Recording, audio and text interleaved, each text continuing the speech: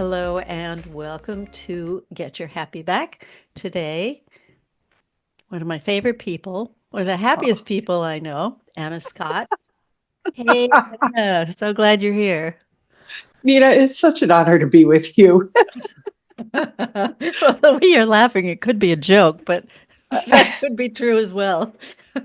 Hmm. Hmm. So I'm actually going to let Anna talk a little bit about herself, but I will tell you she is a transformative coach. She's been in the world of personal development and executive coaching and leadership and somatics. And I just discovered this. You have a black belt and a keto? I do. I do. I Wow. could take you down, Please but I do it don't. with kindness, with love.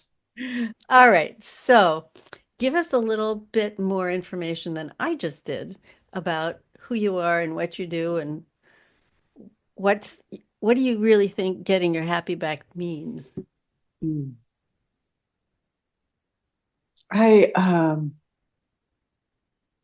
sorry, I'm going quiet because I'm really looking at that question right now in the moment. Like, what do I think getting my happy back? I think that well, I don't think I know the nature of this energy is it's playful and fun, Mm. but it comes from the void when it comes from that pure place, it is playful and fun. It's creative. And so I think getting our happy back is remembering the truth of who we are and the energy that we are that's Mm. innate in us. Hmm.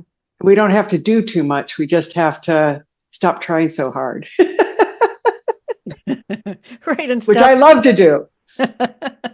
Bring it on, baby. Let me work hard. Yeah, right. It's got to amount to something, right? Uh-huh.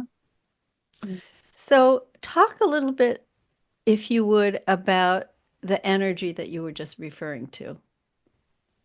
So in my life, I've been interested in energy. When I took this class, it was BPC, Toby Hecht, and Richard Strozzi Heckler, who is I think he was a sixth or eighth degree black belt in Aikido. And he came into the room and said, feel your feet on the ground.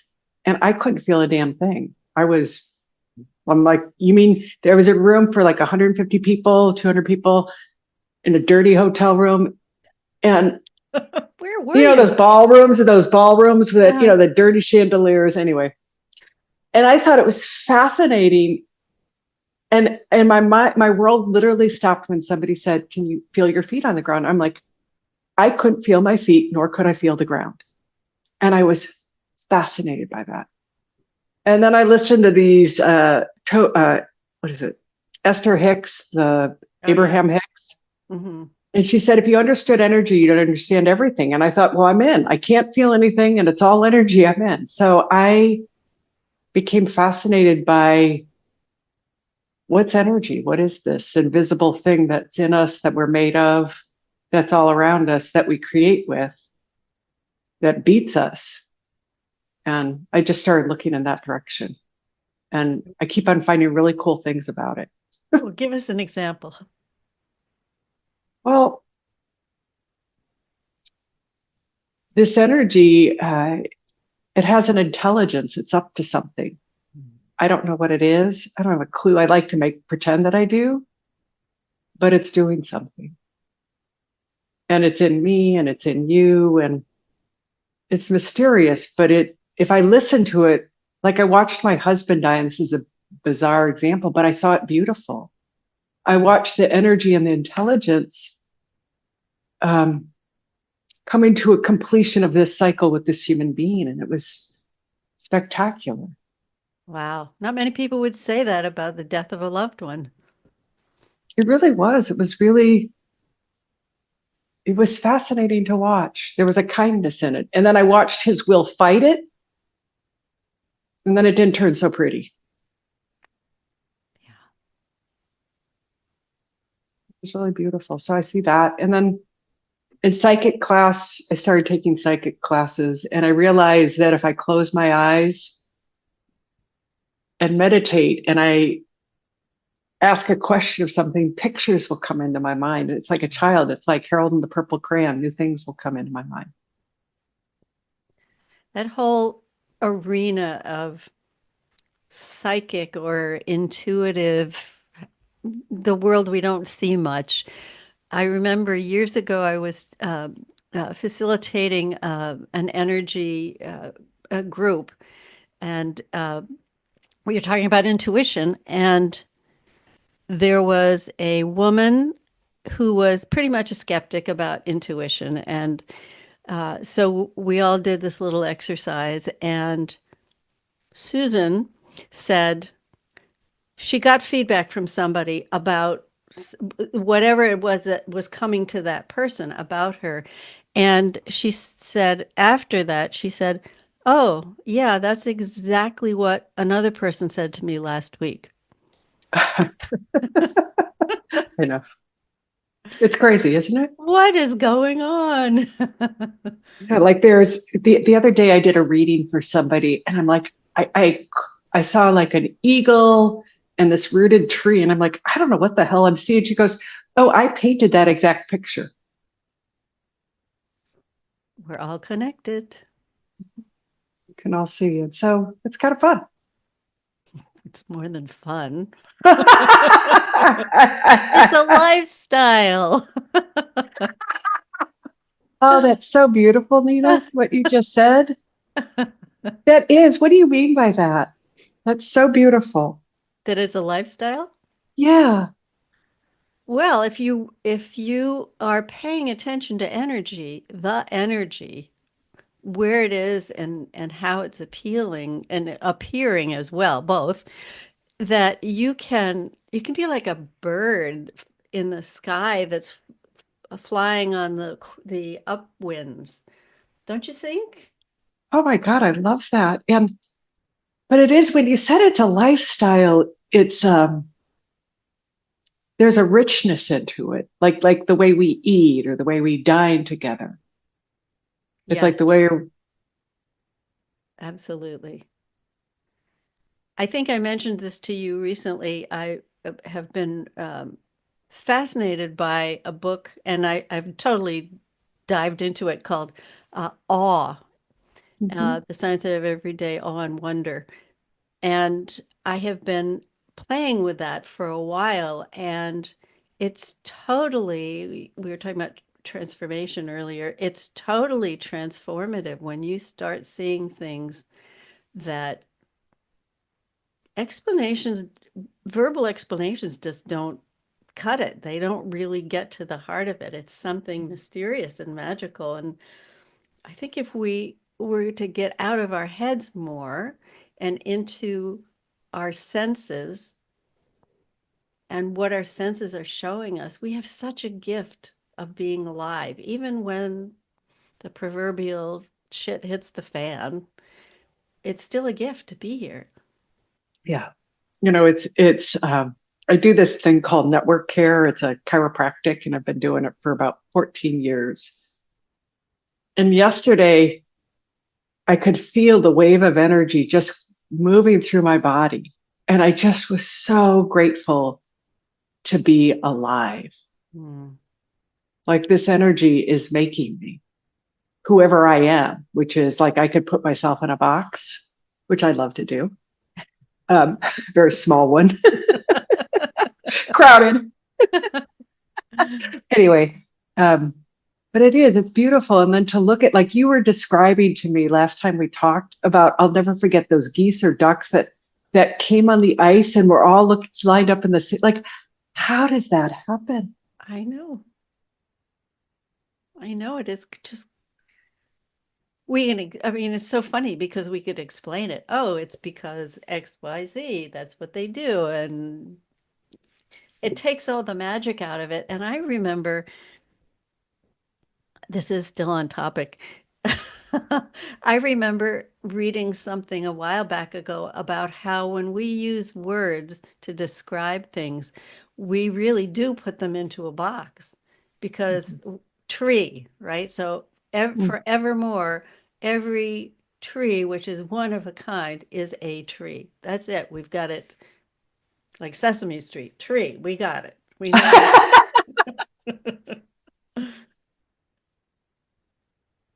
There's I study this mystical teaching called the Gene Keys, and I've been fascinated for, I would say, 2.5, 3 years almost, that it's had me. Like it's like one of these things, like I don't want to read it, and I do read it. But they have this one gene key, and it's the 60-second, and it goes from intellect to precision to impeccability. And it's about how we receive things. And do we receive things from the intellect, which is the shadow, it constricts and binds it? And precision is when I take the tree, which you're talking about, the exact example, and I take that tree into my whole being and I feel it. Like I feel the soil, I feel the bugs, the sun, the air, the birds. Right. Oh, oh, That's just to even say that is just, that's happy. I got my happy on there. yeah, I can tell. Well, what I'm already enjoying about our conversation is that it's not about best practices so much as it is just being with what is, really being with what is, not Say being more. too What does that busy. mean? Well, if you 9 people out of 10, if you say, "How are you doing today?" "Oh, I'm so busy." "Oh, I'm overwhelmed." "Oh, I've got too much to do." They don't even notice what's right in front of them. They don't notice how the sun is shining or how the birds in spring are starting to come back or the robins or some beautiful moment that is just there for them, and they don't even Oh, see it. I mean, it's not something you haven't ever seen, but it's the more I think that you start changing your life because you want more fun, more aliveness, you do start to see things, and you do. This may be going out on a limb, but who cares? That you are in another reality, a reality that's much more expansive and it's much more mm. full of wonder and wows, a lot of wows. Can I share something that, well, I'm going to share it since we're in a conversation and I'm on your podcast. I can share it. You can. You just said something that so touched me, and I had never heard it. That there's a moment for me to see. I had never heard that language with it. It's like life is going here. Here's for you when I see it. This is only for you in this moment. And I just saw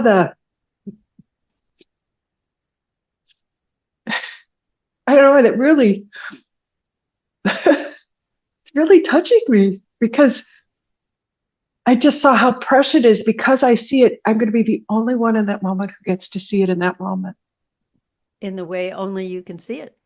Yeah. And it feels so intimate and expansive at the same time. Mm-hmm. Mm-hmm. Both and. I think that's the way they say it.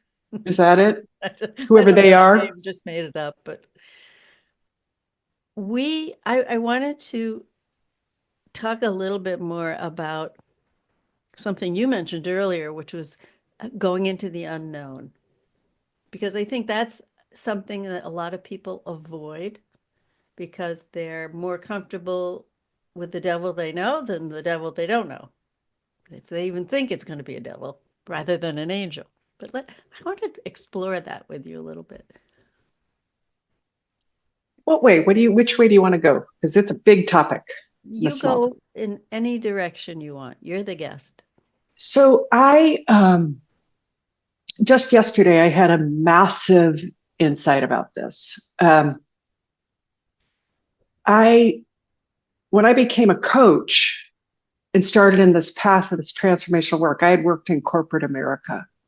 And I was one of those women who, I worked till 1 a.m, got up at 6, and my body failed me. And I fell in this love with the work, and it was somatic work, and it was based on a keto and mindfulness. And I wanted to do it. I wanted to become this. I wanted to teach it and share it. And I realized yesterday that I stepped into the cliff of the unknown, this vast void. And I followed something. I had no idea. There weren't any coaches, especially doing energy work. Like I was too far out there. I remember going into places and people going, "This is stupid," and walking out on me. But something kept pulling me in this unknown. But what I've discovered is that money was my biggest fear. Like I had to know where money was coming from. Mm-hmm. And it looked like that's where my safety was. And in the last year, I realized it always shows up when it needs to. It doesn't come the way I think. I don't know how, but the unknown is safe. Mm-hmm. It's this vast, like we don't look there because it symbolizes death, the abyss, the great not knowing. It's and what I found and what I continue to find is if I look, is that's where magic lives. Mm-hmm. That's where Totally. surprises. That's where the unexpected, the beauty comes in if I allow it. Yum. Such a big issue about safety, isn't there? Safety, wanting to be safe if I'm going to do something that I'm unfamiliar with. Will I get into trouble? Will I lose money? Will I lose my way? What's going to happen? Will I get hurt? A lot of people don't want to go there because it's bad territory. Well, I think this is where I fell in love with the Gene Keys. I mean, this is where I go. It helped me because it gave me enough information for me to relax. Mm, It made me understand that life, whatever this intelligence is up to something that I don't understand, but I can trust it. mm, And I don't like what's happening, but I can trust it. And can I learn from it? Like I'm in a learning school, so it's kind of like, wow, what am I going to learn and have from this experience? And obviously, we're not learning. That's the issue. A lot of people aren't learning. We're still at war. Like, we haven't learned yet. I'm like, oh no, I'm done with that one. I've learned that lesson. I will not get into big fights anymore. Like, why? Doesn't make sense. I've learned. good for you. Like, yeah. I love this idea of not knowing. And maybe it's because I'm a little bit older and I don't worry so much about what other people think or whether it's going to turn out right or not, but just being able to say what else is possible and But play don't with you that. think your artwork? I mean, I'm looking at you behind your wall and all the artwork that you create. It's like, to me, you've played in the unknown and seen what's appeared with it. Yeah, in that respect, absolutely. It's definitely one of my go-tos of something is happening. I don't know what it is, but I'm all in. Let's see. Because I can't plan anything. I used to try to be able to say, okay, today I'm going to do this with my paints and papers and no, something else wanted to come through. So, and that even when I didn't like the process, I liked the process, if you know what I Yeah. mean, because it put me in a place where I was just being receptive as much as I could be. Ah, that's it. That's such that word, to listen to this energy, we have to be receptive. We have to listen. I do.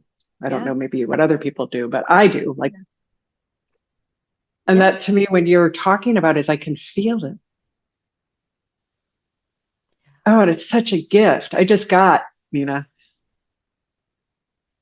is we have to be receptive to this energy, but and listen to it. And unfortunately, it will take us on roads. We're like, oh my God, now I'm doing this. How did I get here? Yeah. That's I've noticed that that's a topic of conversation recently about being receptive and receiving. Is we're so much of the time putting things out, doing for other people, but how much are we allowing into our life? Mm. But it's like that moment you sat talked about, like for me, Mm, yeah. like I hadn't really, it's so beautiful to contemplate receptivity. Yeah. Like, what do like, who do I become? What becomes alive in me when I'm receptive and what has to turn off? Mm. What does that have to turn off? That's a great question. I don't know. I'm really like right now, I'm looking at like, oh, that's such a great exploration. It's juicy. What do you see?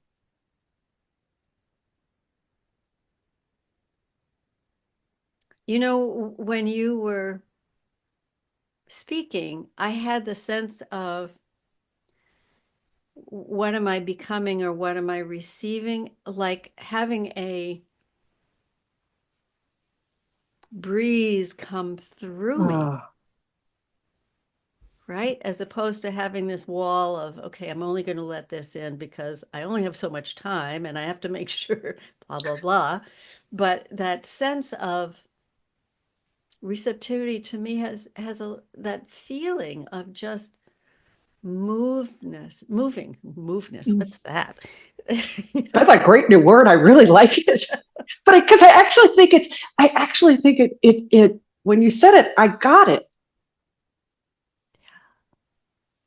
I know the word that I was thinking about somewhere in my head and not quite able to reach it was being porous, Mm. because Mm. most of the time we're not. Things bounce off us. Oh, it's being more like a colander than a skillet. That's why people in the subway wear those colanders, those Yeah. aluminum foil hats. Yeah. Yeah. Oh my gosh. I don't think you can be, and you can challenge me on this, but I don't think you can be really truly happy if you don't at least put your toe in the waters of the unknown. I think that's true. Well, I think it's a different level of happiness. Hmm. I think it's like a postage stamp happiness. How do you mean? What? Um, well, it's kind of like eating Wonder Bread versus getting a loaf of bread from somebody who makes their own bread, like a artesian bread, and it's just come out of the oven, and you can feel the love and the warmth and the freshness and all the ingredients, as opposed to something that's been sitting on the shelf in a plastic bag that was manufactured with no care. Hmm. I mean, it's a level, but not what's possible. Like what's possible is ecstasy. It's just like gobsmacked. Like sometimes I walk down the street, I saw this piece of grass and the way the feathers of it at the end were like Hmm. looking at, I'm like, how the hell does that happen? And it just stopped me. Yeah. There was something, I'm going to change course because it's important to me. What I found in the unknown and when I become porous is that I open up to my pain and my Ah. grief. And what's that like? Well, at first, my mind wants to fight it like a prize fighter. Mm-hmm. But when I do, and I succumb to it, like I surrender or allow it, um, it's so beautiful. It's my humanity. Mm-hmm. And my humanity then gets to the doorway of the unknown, which is the mystery of the Divine Mother. And we so don't want to feel our pain, but our pain is there to teach us something, show us something. And like the grief uh, and there's beauty. Not unnecessary, beat myself up pain, but just what's alive in me. Yeah. Is that called selective receptivity or something else? I don't know. But it's really, I don't know. I don't know. I just felt that was important because being happy means that I also include the pain of my life. Yeah. Yeah. I agree with you on that one. Yeah, because life is, it's a short gig and it's ever changing and it's uncomfortable and Yeah. The good with the bad. Well, at least the yeah, labels of the good with the the bad. good. Yeah, it's like the different colors. Like Yeah. if I look at your boards, what I love about what I've always loved and still do every time I see you, it's like all the colors of the rainbow get to be there. Nothing's excluded in your artwork. All colors get to be there. I don't know if I can do this. I'm going Do to. I don't normally get up in the middle of a podcast, but I want to show you please. something.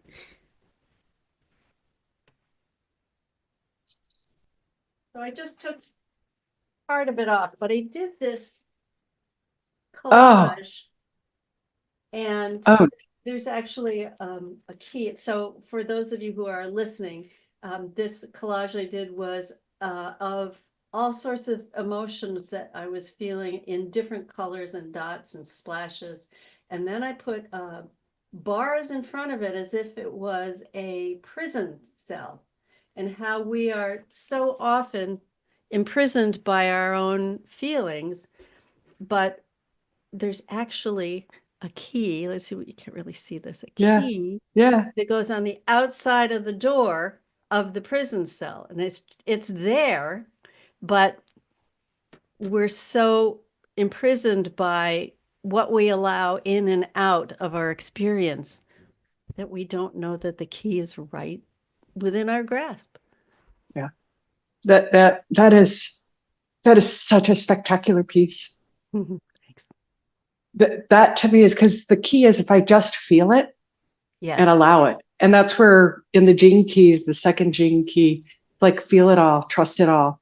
Everything that I feel, everything I think, trust it all. Mm-hmm. Mm-hmm. It's put there by life. Yeah. I just love that piece. Mm-hmm. Thanks. And all the colors, like all of it. Yeah. And I did it a couple years ago, and recently I was talking to a friend of mine, and I went back and I looked at it and I thought about, so we were talking about trauma. And one of the things that I had realized recently was I have done decades of work on an intellectual level, on a spiritual level, but not so that my mind was understanding things more clearly, but the somatic element of it, I wasn't as aware of. So then I pulled this out and I said, oh, yeah, wow, that's pretty revealing, isn't it? Oops. Woo, busted. But that's uh, so interesting that our receptivity is dependent on the way we define what it means to be receptive, right?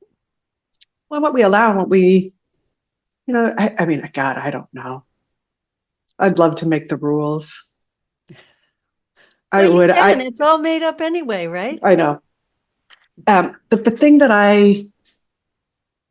the thing that I love is slowing down Mm. and becoming more and more aware. And there's a woman, her name's Summer McCool, and I don't know if you know Summer. Anyway, she is a partner of mine. She and I co-serve this medicine. She does integration, and she has me slow down so much. And I'm beginning to see the micro moments of my sensations and then Mm. bring awareness and watch happens in between. Like, so the other day, my dog walked down the hallway and I noticed my anger. And I go to anger so fast. And then when I slowed it down and looked more, I noticed my heart had closed and there was pain there because of the constriction. Why Mm. am I sharing this? And then once I knew it was safe, I could let it go. But I watched my mind what it did automatically. And there's beauty in that awareness Oh, because then I have choice. that's right. I was just going to say freedom. There's freedom there. But I felt it all. And Mhm. this is the best part is before the constriction, I was totally in the void of the not knowing, just open and blissed out. But it is, Amazing. Amazing how just a dog walking down the hallway, clickety, clickety, clickety with their nails, can bang send you somewhere. well, it's so funny, but this is the beauty. I brag me is how interested I am in developing my awareness and looking. Mm-hmm. Mm-hmm. Yeah. That's the power of awareness because inside of me is all of this magic. Yeah. So cool. Then I don't feel like I've even began to touch. I feel like I'm like, oh, please let me live a little longer, please. Just getting warmed up. Oh, that's great. Mm. The other thing I wanted to chat with you about a little bit is what we were talking about before we started recording was how time is made up and how we get so imprisoned by clock time. What do you think about everything being made up, time being made up? God, that one is such a uh, strong illusion, because we all live in it. And recently, I have this client who has the fifth gene key, which is about impatience to patience to timelessness. And he is a rock climber. Mm-hmm. And I had him reflect and experience and kind of remember what it was like to be a rock climber and what his experience was. And he could just feel the timelessness of all of life, that Mm. he was a part of it. And the feeling, I mean, the feeling of it is so spacious, like that eternal thing of life. And then time comes in and just, okay, let me just end that, get busy. Right. Be productive, be efficient. And I watch my mind do it. I watch my mind, okay, I got to get on this call now. I got to get this done. And it's like I'm just beginning to see it, Nina. Like I'm just beginning to notice it. And I am realizing that maybe I don't have to live that way. I can still live in the flow of life, but not with the pressure of my thinking about it. Mm-hmm. How about you? What are you seeing these days about it?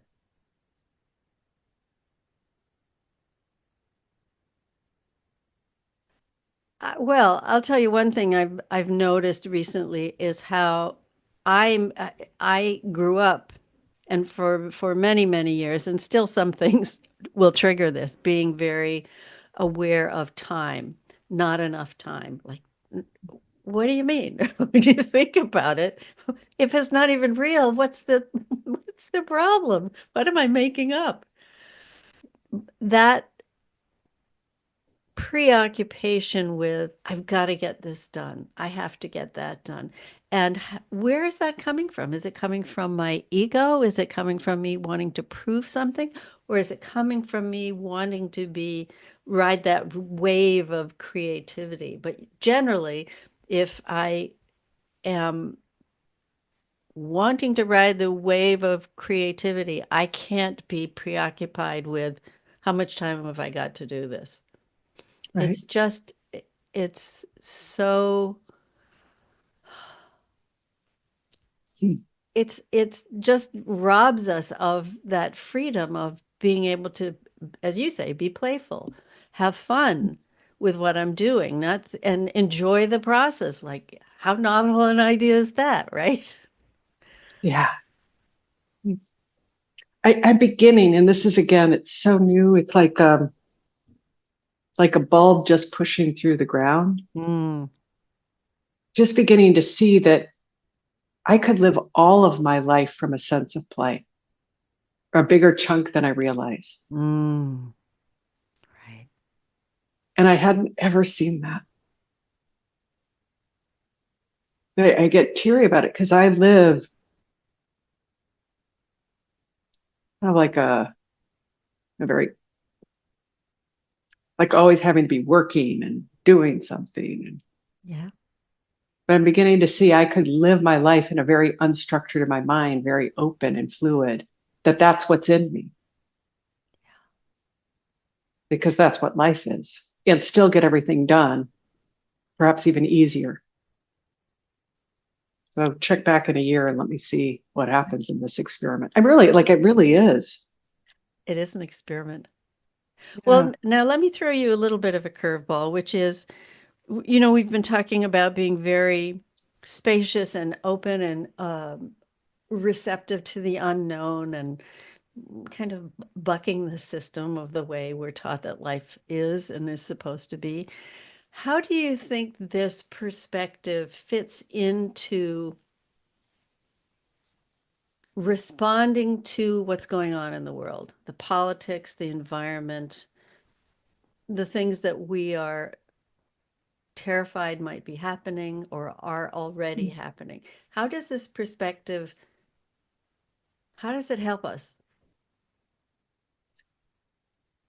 Well, that's a big question. Yeah. I can only speak for me. Mm, I don't know how it would help other people, but for me, um, I know one is we're afraid. We're all afraid. I get afraid too. And we're afraid of the unknown, and we're afraid of dying, and we're trying to control the world. And I know that I forgot who I was, that I came from this void, that this intelligence lived in me. It is me. And it will, like this body will go away, this form, but the energy that I am will continue. And how I know that is my husband still comes to me in dreams. mm. I think it was last night or the night before, he was laying in bed with me, and I have a new partner. I'm like, what are you doing here? David's here. You're not supposed to be here. He's like, no, I wanted to see you. So, but I think we're afraid. So that understanding gives me compassion, and knowing that this intelligence is wanting us to wake up and remember that this is alive. It's like the divine mother. And I just, by being with my emotions, I noticed my rage. I saw the Presidio and the national parks, and I could just feel my rage. Mm. But I don't necessarily want to act out of the rage, but maybe act with it, which is different. Yeah. Well, explain how that's different. I get it, but I'd love you to say more about it from your perspective. My rage for what's happening to this earth Mm, is so powerful. It's like a volcano, and it can move things. But if I use it against somebody, it's not going to do anything, because that's what Aikido teaches me. When I harm somebody, I'm scared. and it becomes a horizontal energy. I'm going to get rid of my pain and put it on you because I don't want to feel it. But if I own it and own my rage, I can use that energy to mobilize and do something, but do it from a place of love. Mm. But it doesn't mean that I'm not going to say, stop this. And I'm not going to say that maybe I need to be firm about this, but I'm going to use it not against, but with. Mm. Oh, I love that. That's really wonderful. Thank you. Yeah, and I can feel it. I mean, I saw that I was in ER with a friend yesterday and I saw it on the news and I could feel my rage. I'm like, I'm done with this. I'm not like something has to change. Yeah. I can't be passive anymore. Yeah.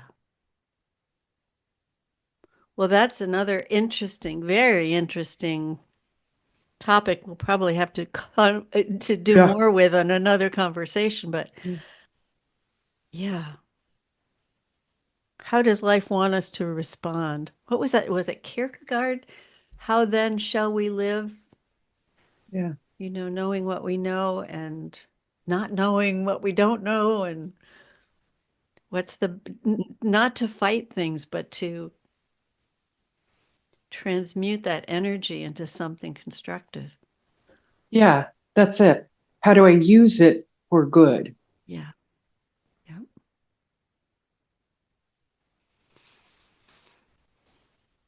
Well, this has been fun. Oh, Nina, I always love talking to you. You're like a joy in a bag. I don't know what that is. I don't even know what I'm saying, but like it's so much fun. It's like a mystery bag. You don't know what you're going to pull out. Like you get a goodie bag at a party and you don't know what you're going to get. You're like a great goodie bag. That's so sweet. Thank you. I do. Like I don't you remember being a little kid and you'd get the goodie bag and you were so excited. That's what Yeah. this felt like. I was a Yeah. goodie bag. Now I'm feeling embarrassed. Oh, no, not at all. So, as we're wrapping up, two things. One, uh, what would you, in addition to everything that you've been sharing so far, what would you like a thought that you would like to leave us with, or two? And then how can people reach you? And I'll have all of this in the liner notes and so forth, but just what do you got for us? First of all, I want to thank you. Before we complete, I really want to honestly, uh, I want to share my gratitude about what it's like to sit with you. Thank you. There's a spaciousness in allowing that lets something bloom. And that's the mystery, is like it can just come into being and it wasn't contrived. And it's such a rare experience to be with somebody where it's not contrived. It can naturally flow out. So thank you. I've loved this. Thank you. So the thing that I would say is pause. Richard Rudd has this, and he talks about pausing in life. Just take a breath, sit down, look up, look out. That would be mine. Enjoy the pause. And I believe you're spelling that Pause as opposed to PAW. Yeah. Well, I do like pause, like my dogs, except when it's early morning and I'm meditating. Then that pisses me off. But yeah. And then people can find me at, there's two ways. I have annascott.co, and then I have another company called Exquisite Being with my partner, Molly Lynch, www.exquisitebeing.com. So What a great those are the two. name. I know. We want everybody to know that they're exquisite beings, that they have their divinity and their humanity. And what an amazing combination that is.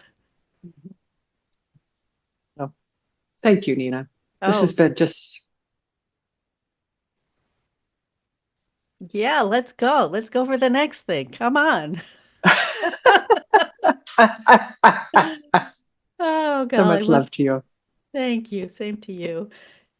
And for those of you who are listening or watching, thank you so much for joining us. And we'll see you on the next episode. So bye for now.